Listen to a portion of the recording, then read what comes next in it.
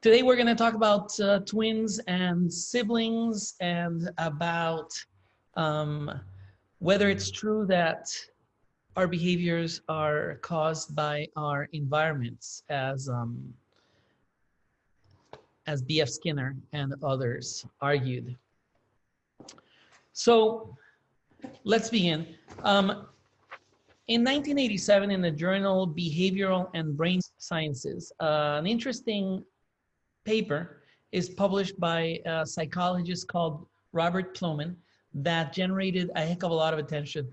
It entailed a lot of responses and discussions.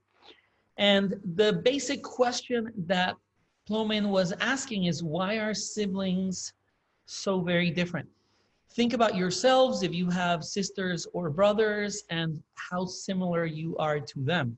Meaning, if your behavior is really caused by the environment, then shouldn't you be extremely similar to your sibling? So Plomin and other psychologists have tried to measure personality differences in siblings, and after they measured them, they tried to compare them to personality differences in strangers. What Plomin discovers, much to his surprise, is that siblings are as different as random people chosen randomly from the population. So you are as similar to your sibling as you are similar to some random person walking down the street. So the question is why? Why the heck are we so different if we're all growing up in the same environment? You know, same parents, same house, same car, maybe even the same bedroom, the same toys or very similar toys, the same meals. How can we be so different?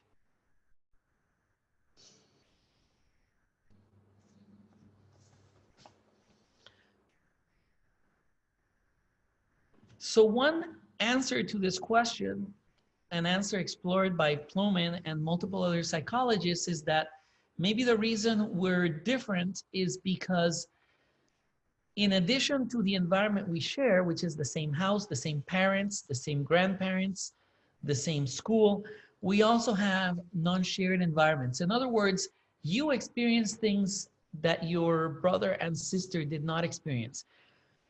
For example, your parents say, hey kids, it's pizza night, and pizza arrives, your parents pay for the pizza, they put it on the table, and your older brother, Jim, he opens the pizza box before you do, and he grabs the biggest slice of pizza.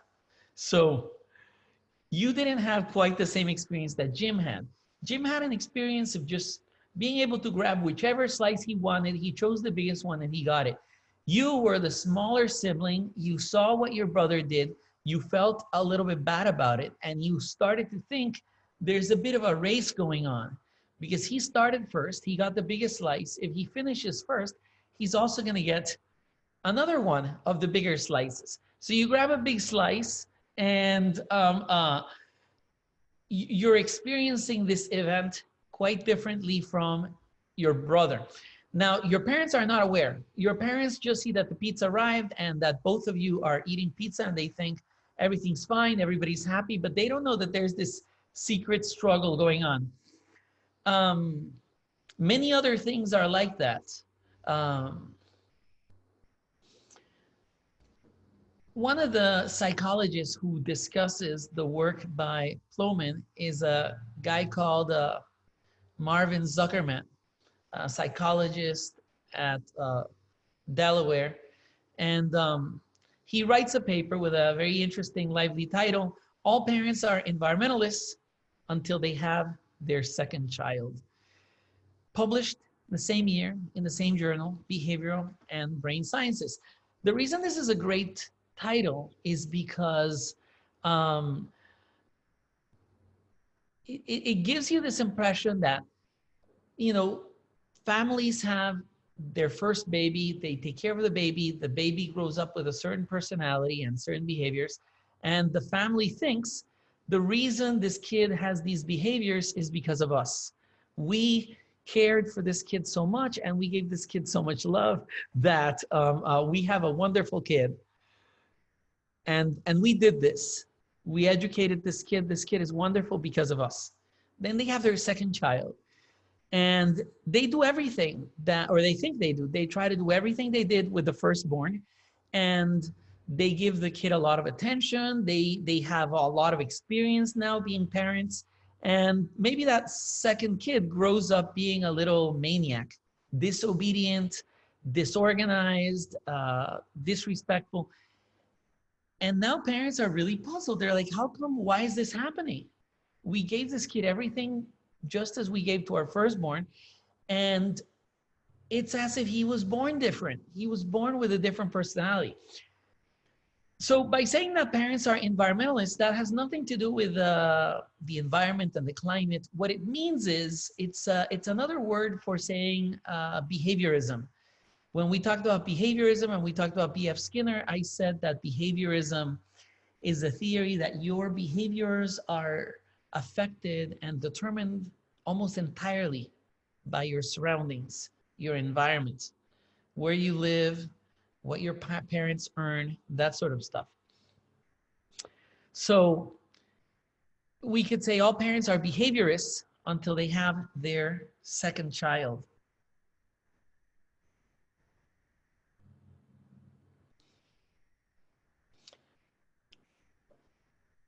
An interesting way to analyze whether environments are really important or whether it's that we're born with different personalities is to study twins. This had been suggested by Francis Galton decades earlier. If only we could study twins, if we could do systematic studies of twins, identical twins. If we can study identical twins, then the idea is these twins have the exact same genetics. They have this exact same genetics. They almost have the same bodies. So we have identical siblings. Now we could put them, if we could put them in different environments, if we could separate these kids at birth and put them in different environments, then we'd be able to measure how much does the environment change their behavior. So in the 1970s, a professor of psychology at the University of Minnesota, Thomas Bouchard, he begins a series of studies to analyze what are the similarities and differences between twins that are raised separately.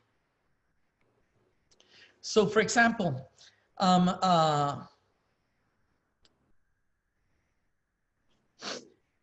if you have a sibling, then your sibling, and it's a full sibling, meaning you have the same parents, then your brother or sister has roughly 50% the same DNA that you have. If you have a twin, but it's not an identical twin, then also that twin has about 50% of the same DNA that you have.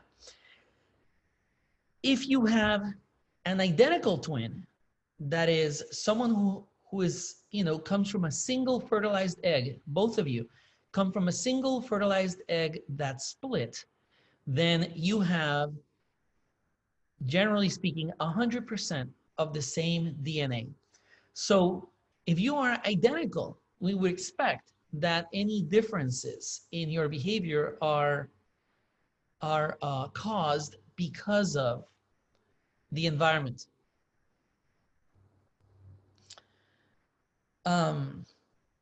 So the idea that Thomas Bouchard at Minnesota, basically in Minneapolis, Minnesota is known for having these two large cities that are known as the Twin Cities, Minneapolis and St. Paul. So he has this idea of creating this series of studies of twins at Minnesota.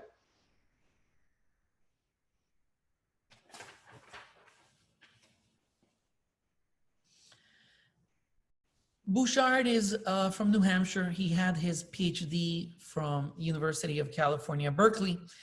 And by organizing this research project at the University of Minnesota, he solicits twins from anywhere in the US, anywhere in the world. The important thing about the twins he wants to work with is they must be twins that did not grow up together. From 1979 until the year 2000, he manages to get around 137 sets of twins, including some triplets.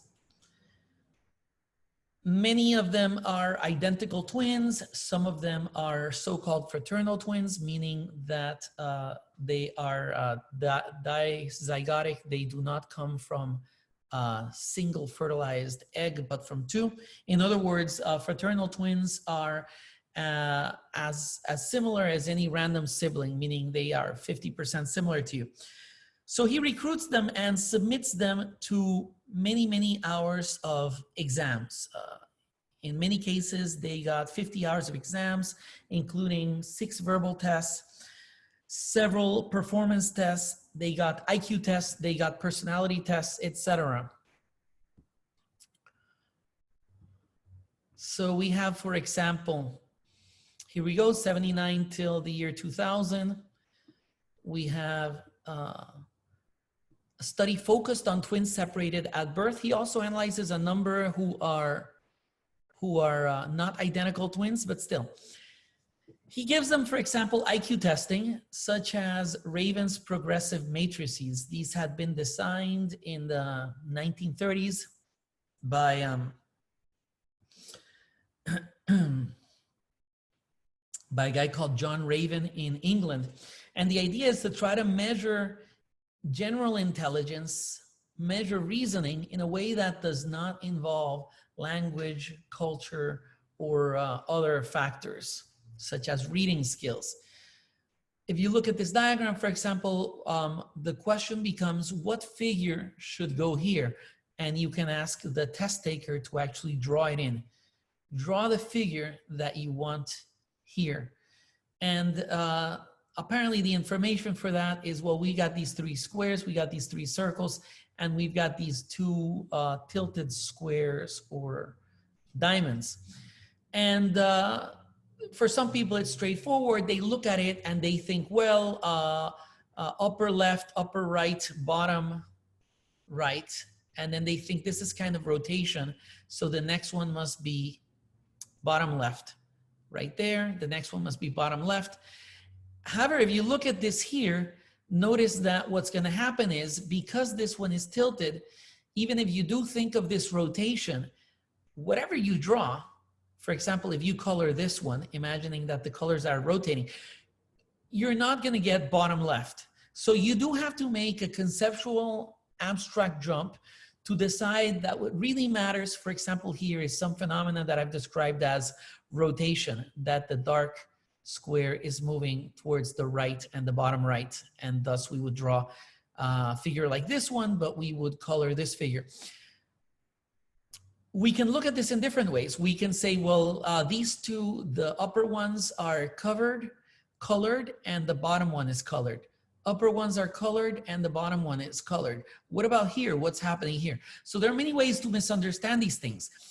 It doesn't matter. What matters is that we're not trying to identify who's smarter than whom, and we're not trying to identify whether there are cultural problems with this IQ test. What we're trying to identify is simpler. We're just trying to identify if identical twins separated at birth get the same results.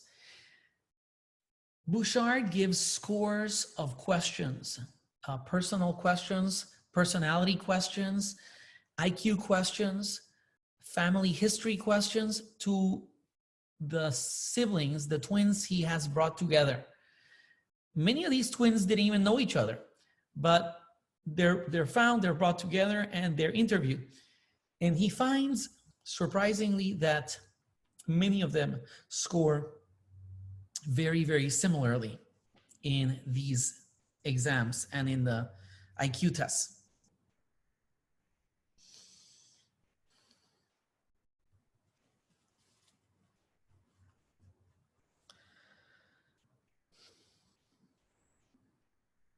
So to discuss this, statisticians and psychologists use a measure known as heritability.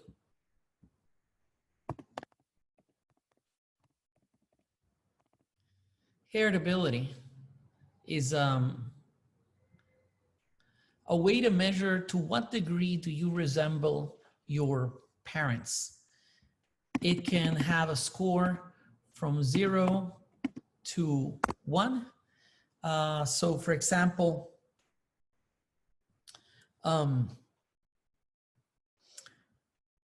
if your if your intelligence is entirely a result of your environment, then we would say, well, the heritability of your intelligence in terms of genetics is 0, meaning it's not decided by that at all. If your intelligence is decided entirely because of your genetics, then we would say that your heritability is caused by, we would then say that, I'm sorry, I'm admitting a couple of students. If we say that your intelligence is transmitted fully, that this is something that is genetically transmitted from your parents, just like your height, then we might say, well, maybe your heritability is 80% or 70% or even 100%. That is the heritability of your intelligence. And we would then call that, for example, 1 or 0.8 or 0.7. Heritability, however, is not really about individuals, it's about populations. Properly speaking, we should not talk about the heritability of a trait in one individual, but the heritability of a trait in a population. So Bouchard finds that as environments become more uniform, that is, the more environments resemble one another, the more the heritability rises.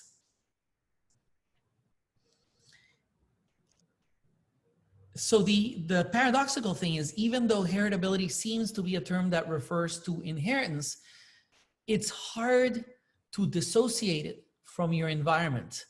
In other words, since your parents are educating you and you're in the same environment that they are, then the environment is going to affect how much you learn, how much you resemble your parents.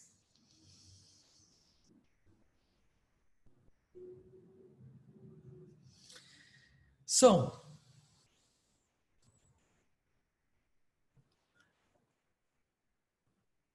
taking heritability and IQ testing and multiple other factors into account, Professor Thomas Bouchard at Minnesota finds a surprising discovery. He says, look, identical twins who grew up separately are just as similar to one another as twins who grew up, what I should do here is who grew up together, there we go. Identical twins who grew up separately are just as similar as twins who grew up together. So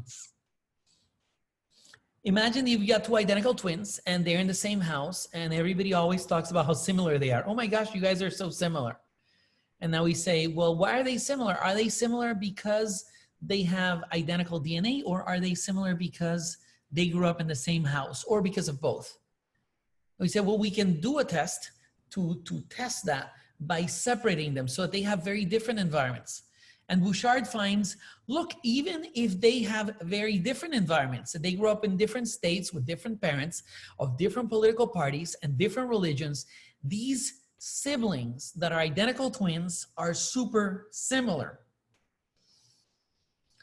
Not only are they similar, they're more similar the older they get. This is completely counterintuitive. What we expect naturally would be that they're going to be initially similar, that is when they're babies, when they're kids, but the more and more they're shaped by their environments, by their parents, etc., the more different they're going to be. They grow up, they get different jobs, they live in different states, they meet different people. The longer they live, they should be more different. Thomas Bouchard finds the opposite, incredibly. He finds that some traits become more similar as the twins become older. One of them is personality, another one is IQ scores.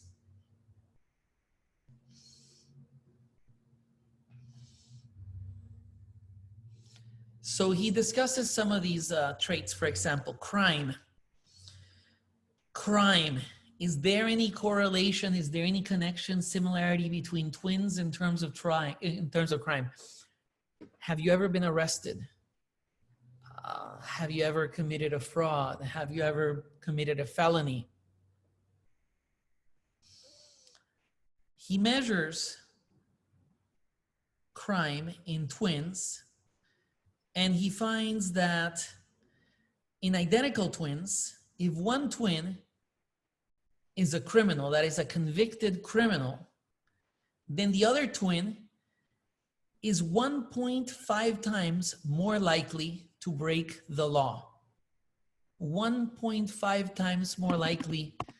Twin, identical twin is 1.5 times more likely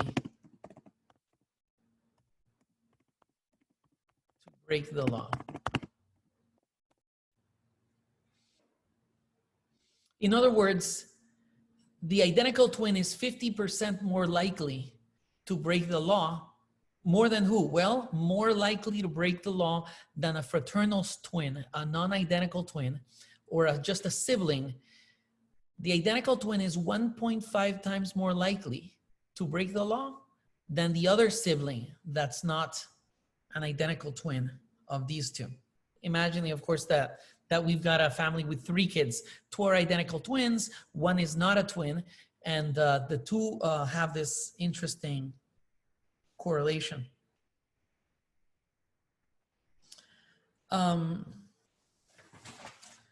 Autism. If one identical twin has autism, if one identical twin has autism,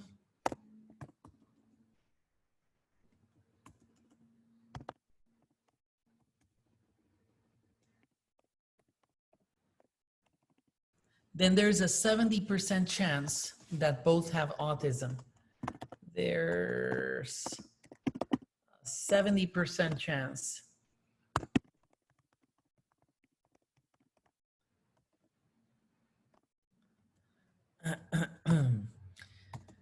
Similarly, for multiple personality traits, such as shyness, he finds these surprising correlations. Here's one famous example, the Jim twins, Jim Springer and Jim Lewis. They found out about each other's existence. They looked for each other until eventually they came together, reunited at the age of 39. They become recruited promptly thereafter by Thomas Bouchard for this exam, and they answer around 10,000 questions, they say. They were separated by adoption after 3 weeks after being born. Their parents lived 40 miles apart. They were both given the name James by their adopted parents. They both grew to be the same height, even though in this picture, one of them looks slightly taller, 6 feet tall, 180 pounds. But here's where it gets interesting. They both worked in security, law enforcement. One of them was a deputy sheriff. The other one worked as a security guard. They both worked on carpentry, not just carpentry, but blueprints and making small furniture, small wooden furniture. That is, for example, furniture for doll houses. They both had dogs. They both gave the same name to their dog. The dog was called Toy. They both fell in love with a woman married Linda. Two women married Linda. They both married Linda. They both divorced Linda. And then after they both divorced their Lindas, they both married again. And the women they married were both called Betty. And the women they married looked alike. Like they say they look alike so much, these women that they chose, that these women could be sisters. They have similar behaviors with their spouses, such as leaving notes, love notes for them. One of them eventually divorced Betty and married another woman called Sandy. I don't know if the other one eventually divorced him. They both had kids. Their kids are both called James Allen. In one case, Allen is spelled with 12, but still the same, James Allen. They both smoke cigarettes. They smoke the same brand, Salem. They both drink beer, light beer, both Miller Lite. They both, in terms of soda drinks, they both like Pepsi. They both bite their fingernails. They both suffer of severe headaches. They both drive a Chevy truck, a Chevrolet car, and multiple other differences. So it's extremely rare and weird to find so many similarities in anyone, whether they're identical twins, separated birth, strangers, or friends. The likelihood of these kinds of similarities happening, everything from the name of their dog to the name of their son, is astronomical. Still, it's a little creepy, it's a little annoying. There's something about this that is that lends itself to mixing important things with trivial things. For example, different families gave them names, so the fact that they're called James, which is a relatively common name, can't be that important. The fact that they both like Pepsi or Miller Lite, that can't be that important. So we have to start subtracting how many of these things are actually irrelevant and are simply coincidences. The names of their wives, should that really be part of a serious anecdote about genetics? That what are they genetically programmed to prefer women with an exact name? It's completely absurd and insane. So the challenge becomes, how can we separate the super trivial, anecdotal, coincidental aspects of these similarities that are generally not true for other identical twins, and focus instead on the traits that matter? That's the challenge. In 1981, Thomas Bouchard states in a paper, our findings continue to suggest a very strong genetic influence on almost all medical and psychological traits. So he lists, for example, shyness, dedication to hard work, intimacy, conformity, political conservatism, being orderly, being an extrovert. He says these things are all largely heritable. Dramatically, since he's looking at genetic inheritance, because he's looking at identical twins, then what he concludes is that there's a very strong support for the idea that it's your genes that are deciding your behavior. Not only that, there's no support, or nearly no support, or not much support for behavior psychology. The idea that your environment is shaping you says, look, we find nearly no support for the idea that the things you do and what you have become is because of your environment. So this is a challenge for behaviorists like B.F. Skinner. How are behaviorists now going to claim, I'm right, I'm right, I'm right. It's really your behavior that determines your personality. It's not your genetics. How are they going to do it? You've got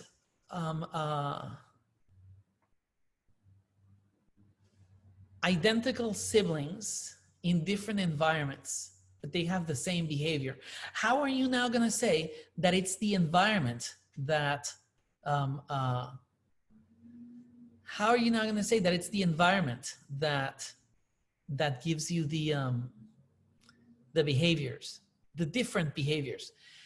And what a behaviorist like Skinner will do is say, well, what you were calling the environment is not really the environment that matters. There is another environment, which is the non-shared environment.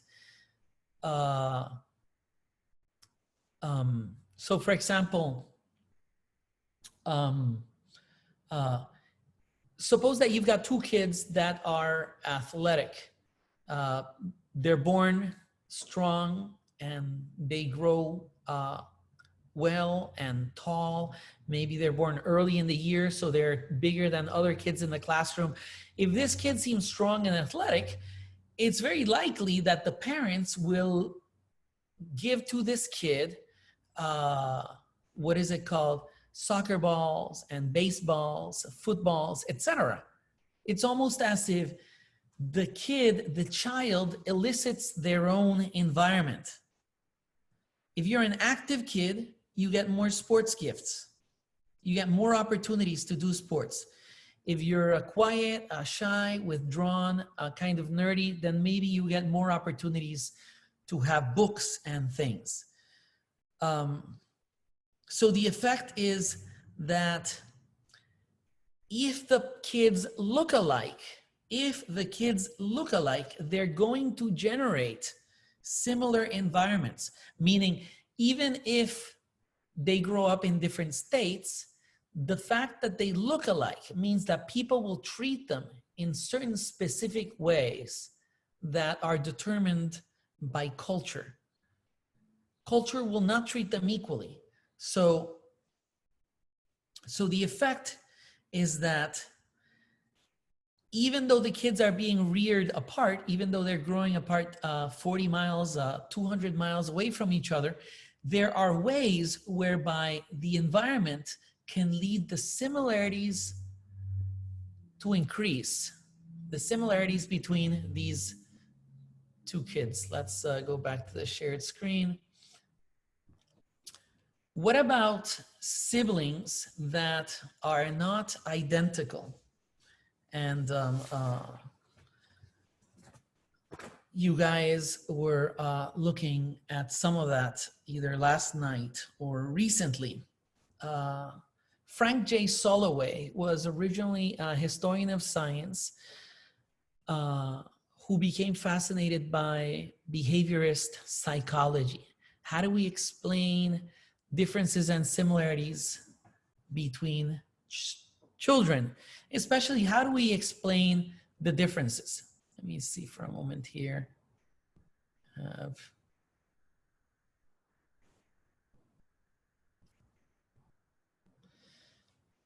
We have a question from Nayland. Is it assumed that the twins studied come from similar socioeconomic backgrounds, had similar opportunities growing up? No, that's not assumed. All twins were welcome if they come from similar environments or if they come from very different environments. But the most fascinating cases for Bouchard that he focuses on are cases in which the kids are identical twins, but they grew up in very different environments, different states, parents with a different socioeconomic standing, different religions, different political orientations. How similar are these kids that are identical that grow up separately? Frank Solloway, in the video you saw, he talks about Darwin's finches. And that might give you the impression that what he's saying is that Darwin was inspired to think about the theory of evolution because of the finches. That's not what he's saying, and that's not what he said. So it's, again, it's one of those unusual situations in life where if we read between the lines, we get the wrong idea. In 1982, Frank Solloway I think back then he was affiliated with Harvard University, probably as a postdoc. He published a couple of papers about Darwin's conversion to evolution, and he convincingly, clearly showed that Darwin did not formulate the theory of evolution because of finches on the Galapagos Islands. That's not what happened. Among the evidence that he gave for this was that the usual story that different islands have different kinds of finches is not entirely true, because many of these finch species simply fly from one island to another. The usual story that Darwin observed their eating habits is not true, because Darwin was just there for a very few days and he didn't study their eating habits. He simply said, oh, they all eat on the ground together, except one of them that feeds on a cactus. So he didn't study their eating habits. Next, he did not know, and it didn't occur to him, that the finches might be different in different islands. So the idea that these finches are somehow locked in different environments, Darwin didn't know that either. It's so clear that when he was collecting them, he didn't even label from which Galapagos island he picked up each finch. Instead, to him, they're just finches from the Galapagos Islands. So he doesn't even know where he got each of the finches. So the usual story is Darwin goes to these islands, the usual myth. It's a myth. He goes to these islands. He notices that different finches have adapted to different food sources on different islands. And because they had different food sources, they were forced to adapt and they evolved. That story just isn't true. And that's not what he's saying on the video.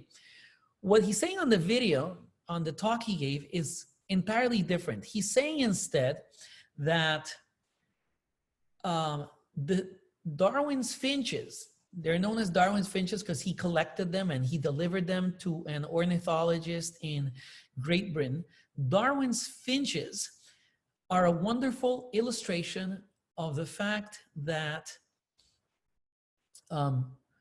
creatures in different environments have different shapes and behaviors.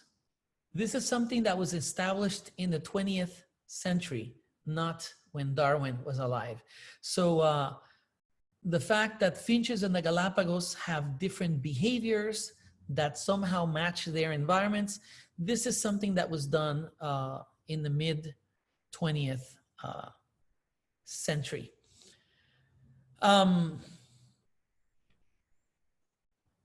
So if we look at this phenomenon of adaptation, which is interesting and mysterious, how come these animals are so well fitted to their environments? It leads Frank Solloway to consider also, how do children adapt to their environments?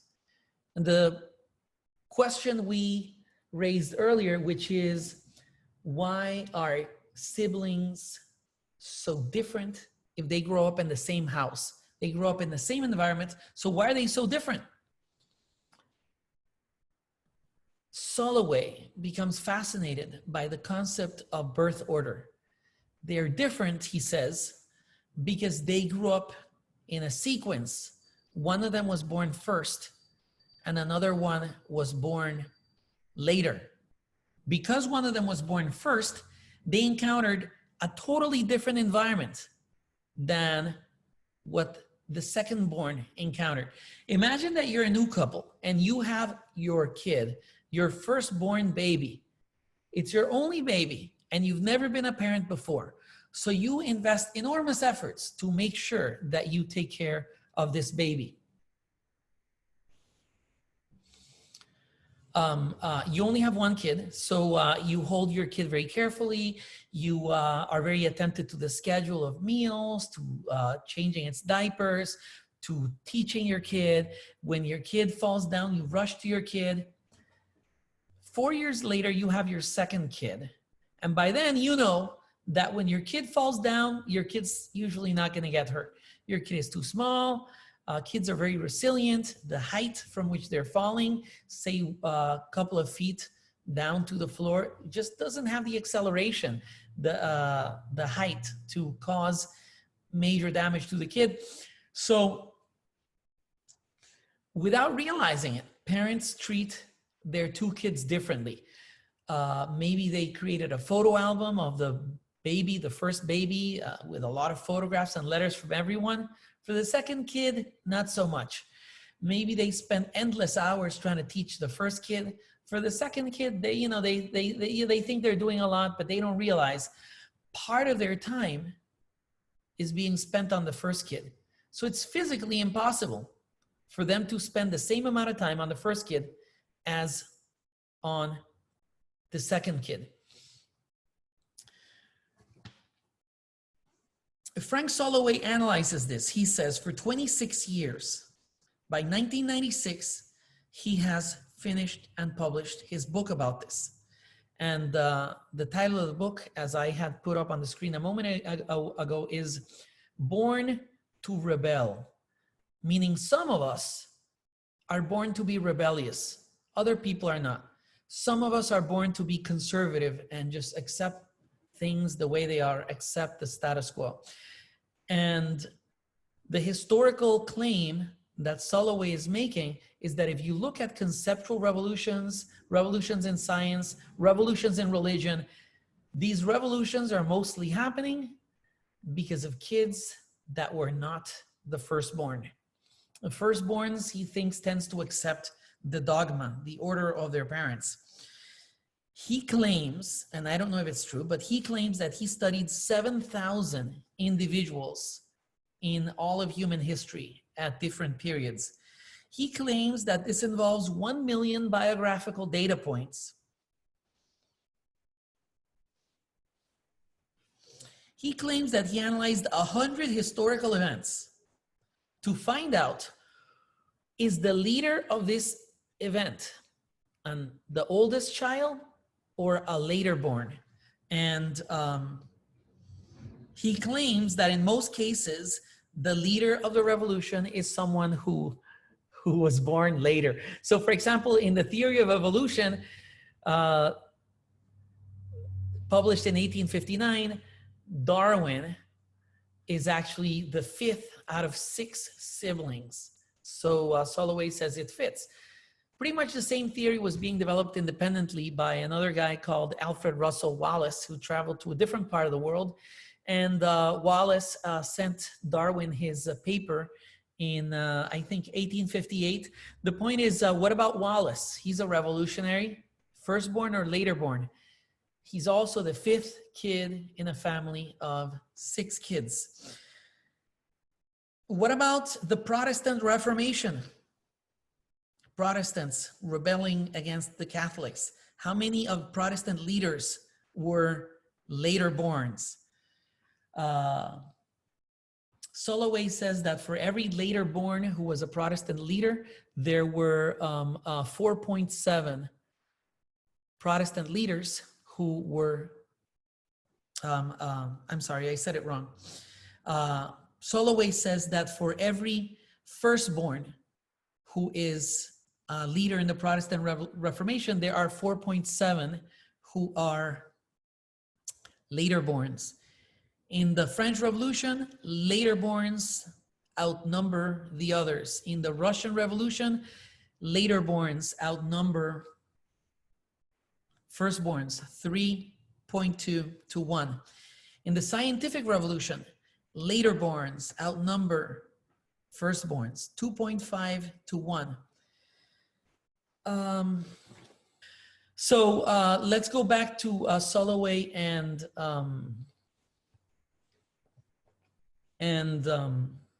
Darwin. Part of the reason why Solloway is impressed by Darwin is because Darwin acknowledges that the strongest competition in natural selection is between siblings, he says. So it's not so much that foxes are competing against wolves, it's that baby foxes are competing against one another. So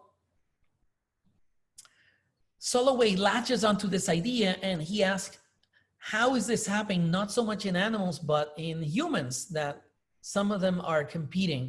And he says, look, they're competing for their parents' attention. One of the kids is bigger, so he's been getting a lot of attention already. In fact, has received far many more hours than the younger born. The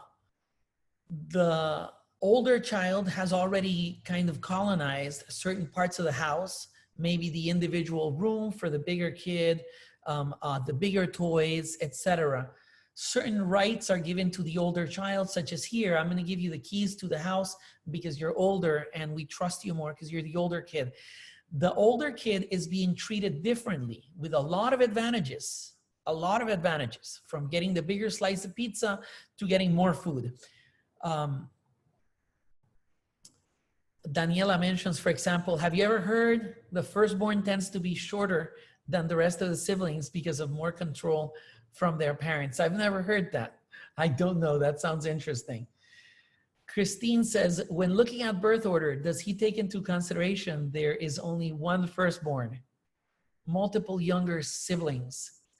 The greater number of younger siblings during these times would normally be greater. Yeah, that's a great point. There's only one firstborn, but there can be 5 later borns. So how do we compare numerically the effect of the fact that if somebody's going to be a revolutionary in a family of 5, then the probability is that it's not the firstborn, because there's many other kids who are not the firstborn. That's one thing. Solloway does consider this kind of thing, partly by looking at cases in which you simply have 2 siblings in a family. And for example, the difference in years is a substantive 3 or 4 years rather than just 1 year. But before we go there, let's just look at the issue conceptually.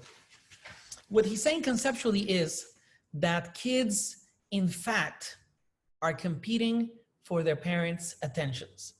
Their parents control all the resources, from the space in the house to who gets toys, to who gets food and when. So kids are in fact competing against one another in that environment. Solloway thinks that the older kids tend to identify with the way things are because it has worked for them. They defend the rules their parents created because they have been subjected to those rules. They have been subjected to stricter controls, observation, surveillance from their parents. The younger kids, the parents realize, let the kid just run around and, they'll figure things out on their own.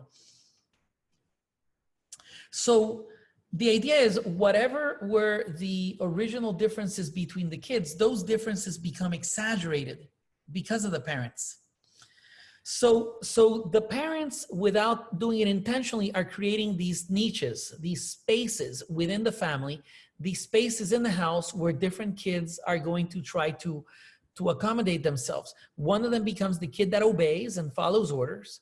The other one becomes a kid who is more of a comedian and likes to joke around and be silly. He calls these adaptive strategies: conscientiousness, agreeableness, extroversion, being open to experiences, and being neurotic. He finds that all of them have big differences between siblings except being neurotic. He thinks that one has very different differences.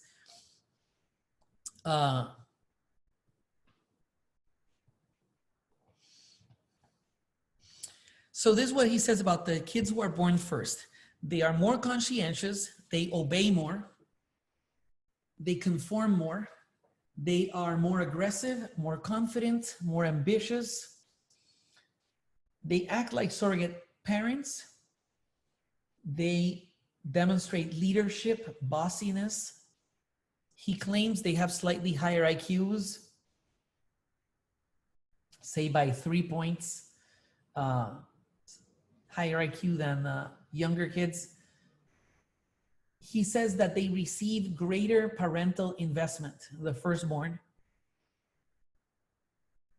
He says most Nobel Prize winners are firstborns.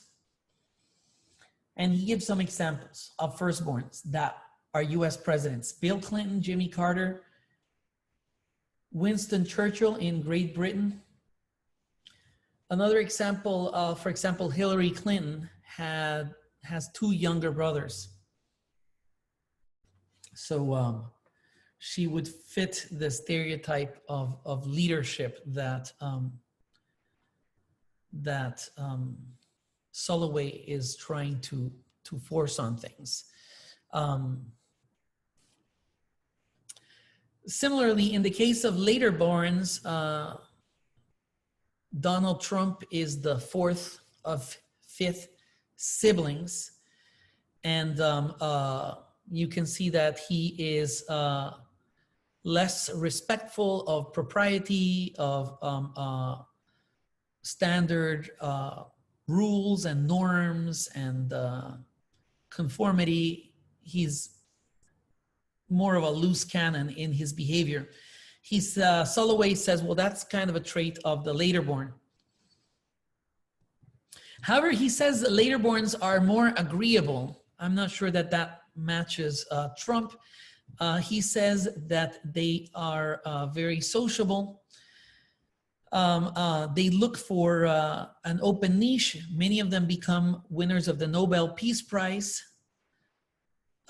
They tend to die more. If you consider seriously the question of parents' attention, if parents are paying less attention to their second-born, then the second-born or the third-born is at risk of having an accident and dying more. And Solloway gives example that they do have higher mortality rates, as high as 50% higher in less developed countries. They take more risk. They participate more in dangerous sports. So he analyzes, for example, 700 Major League Baseball players. These Major League Baseball players are all brothers, this group of 700, and he finds that the younger ones tend to steal bases more than the older ones. How much more? 10 times more, which is really, that's really surprising. Some example of people who are later born: Abraham Lincoln, Joan of Arc, Ho Chi Minh, Darwin, Martin Luther King Jr., Thomas Jefferson, Karl Marx, Vladimir Lenin, Fidel Castro, Bill Gates. Bill Gates is a rebel. How is he a rebel? Well, he quit Harvard. Virginia Woolf, Yasser Arafat, etc.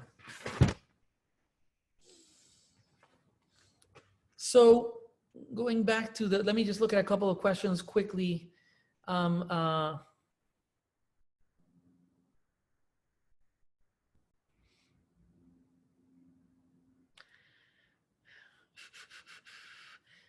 Danielle, is gender considered as well? It should be, but Solloway is not focusing on gender at all. Are the IQ scores for older children related to the attention they receive, or is it naturally higher? I think, Natalia, that IQ difference, for example, of 3 points is so small that it can exist. If it does exist, I doubt it, but if it does exist, it can exist for many reasons. One of them, as you say, could be that maybe they're naturally smarter. Why not? Another one could be that they're simply smarter because parents invested a little bit more attention on the older kids. That makes a lot of sense. Another one could be simply that the IQ exams are not perfectly calibrated to tell a difference between kids of different grades, say the 5th grade and the 6th grade, the 5th grade and the 6th grade. If you don't perfectly calibrate that difference, it could be that kids that are a year older are going to have a slightly higher IQ just because you haven't totally separated the intelligence skills, but there's some overlap in those two exams.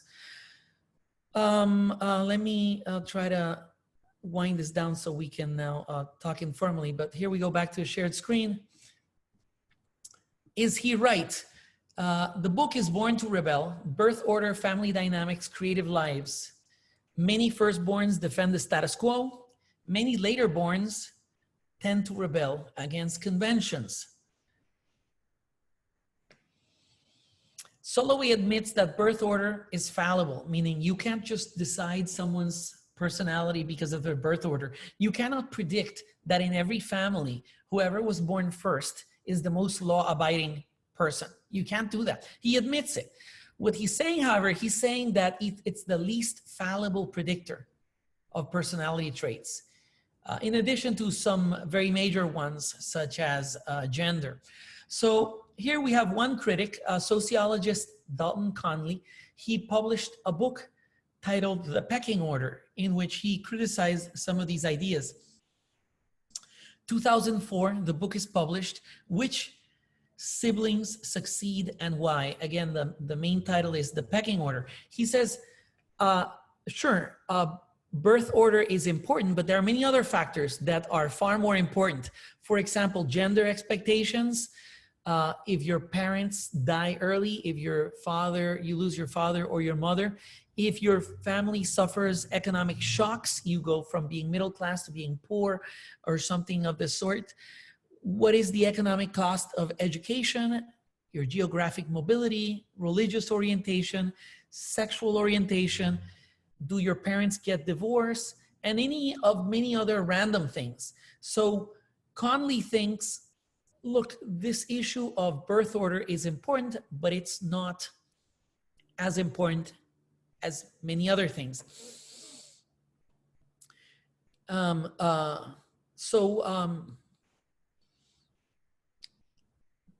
Conley criticizes Frank Solloway as if Solloway is talking about astrology. He writes, it's just like astrology. When you see a good fit, you say, aha, he's such a Gemini. When you see a good fit, you say, aha, he's such a firstborn. He's an aggressive control freak. But when it doesn't fit, you don't even notice. So, or you find some excuse. So one example in Solloway's case, Fidel Castro. Well, if the later borns are supposed to be the revolutionaries, how come Fidel Castro, who is a revolutionary, is a firstborn? And the answer that Solloway gives is, well, Fidel's mother was a revolutionary. So by being a revolutionary, Fidel Castro was actually conforming and obeying the expectations from his mother. All right, we move out of this shared screen and we go to the question. Parker asks us, why the split for aggression and agreeableness? Don't they stand out from the other traits? Why the split for aggression and agreeableness? Don't they stand out from the other traits?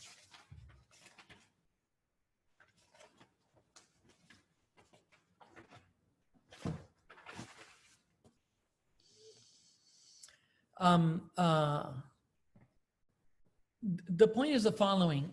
If you're the smaller kid, for example, you got two bigger brothers and you've got mom and dad, you're the smaller kid, you better get along with them because you got 4 people who can discipline you and who can give you orders and who are larger than you. So a survival strategy becomes, let's be agreeable. I want to be the friendly one, the easygoing one, so that I can get along around these elephants and not get crushed. So that's why agreeableness is allegedly on the younger side.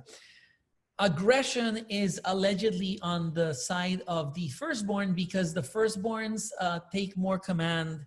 They have more leadership qualities. They are being aggressive in the sense that police officers would be aggressive, in the sense that they're giving you orders for how things are going to be. Sostry, is there some objective number of years where if the siblings are closer than this, the differences between them are negligible because the attention is pretty much the same? There should be. For example, if there's only a year between the firstborn and the secondborn, are the differences between them drastically reduced compared to differences with 5 years between each other? That's a great question. In the case of twins, the difference is allegedly eliminated. In the case of children who are 1 year apart, the difference is significant, meaning Solloway and other researchers of behavior take it as big enough in that you are still the second born, meaning parents were able to devote 100% of their time to the firstborn for a full year before you were born. So when you're born, you're always experiencing a shared environment. You're always the second one to get things, everything from toys to clothing. You are the second one to get them as the later born. So in principle, there could be a difference if the difference is 6 years instead of 1. But I don't think Solloway and others focused on this. Let me answer this last one, and then we'll get off the shared screen.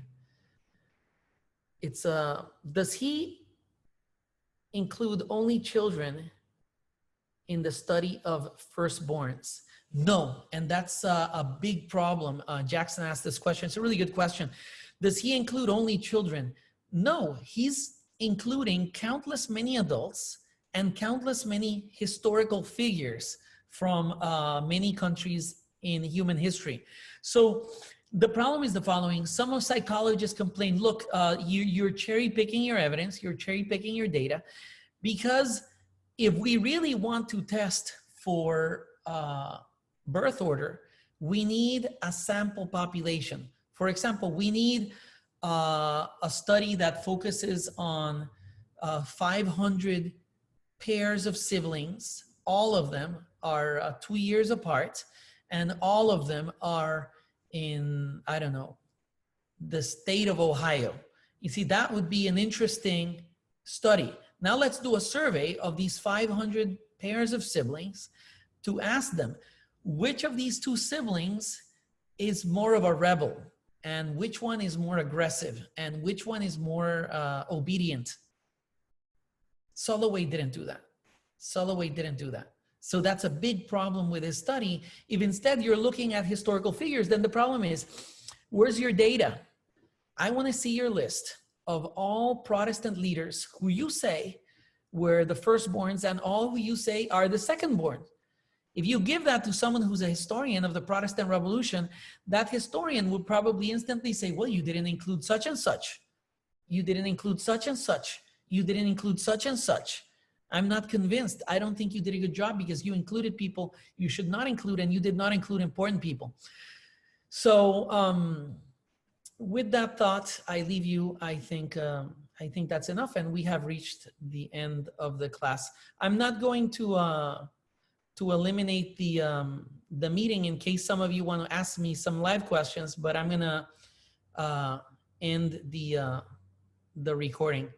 Thank you all, and now I'm going to unmute you in case anybody wants to stay to ask me any questions live. But of course that has some downsides because people say my email died and I had written the whole exam and then it vanished. So there are endless technological hurdles. Does anybody have an idea for how to do the exam